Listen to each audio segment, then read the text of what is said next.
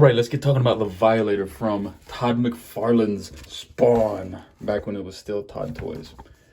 This was in the first of the series. As you can see, the initial prototype was just sculpted. It looked like it had no articulation at all. And then here is the final product. So we go over this being the only accessory is the comic book. You know, it's basically him going down and talking to Malbolgia. Silence, rodent. So changes up into the Violator, which I'm a huge Violator fan. So, what were action figures like at the beginning of the adult collector world? Well, here you go. Here is the Violator. It was an interesting choice. He's made completely out of rubber and bendy wire. So instead of having actual articulation, he's just bendable. He's got really bright fluorescent eyes. And the paint apps are done pretty well. I'm just sure, I don't know if that was like a mark or just the fact it was old and it's kind of wore out. The only real articulation it has, I guess you could say, is the jaw. Moves up and down with the horn.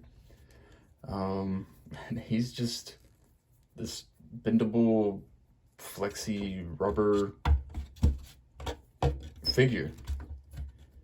I mean, he's got some really nice details in the sculpt when you start looking at things like the feet, where you can see the tendons and the skin kind of, pulled over and wrinkles, and the wash was done really nice.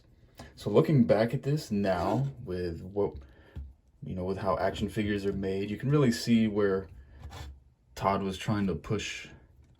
Todd Toys at the time, McFarlane Toys, was really trying to push some limits and figure some things out. In 1992 and 3, when all of this was in development, 94, this was all still new.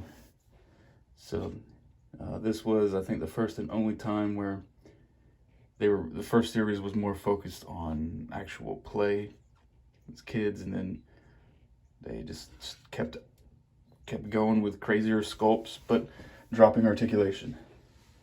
So yeah, there is your retro Violator, Mr. Rubber.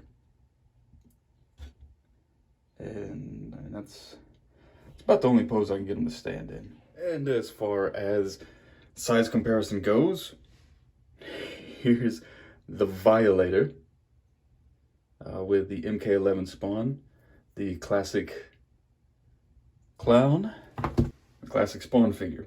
As you can see, he's pretty tiny compared to what he should be. Thanks a lot for joining me and checking out Violator. Let's check out Medieval Spawn.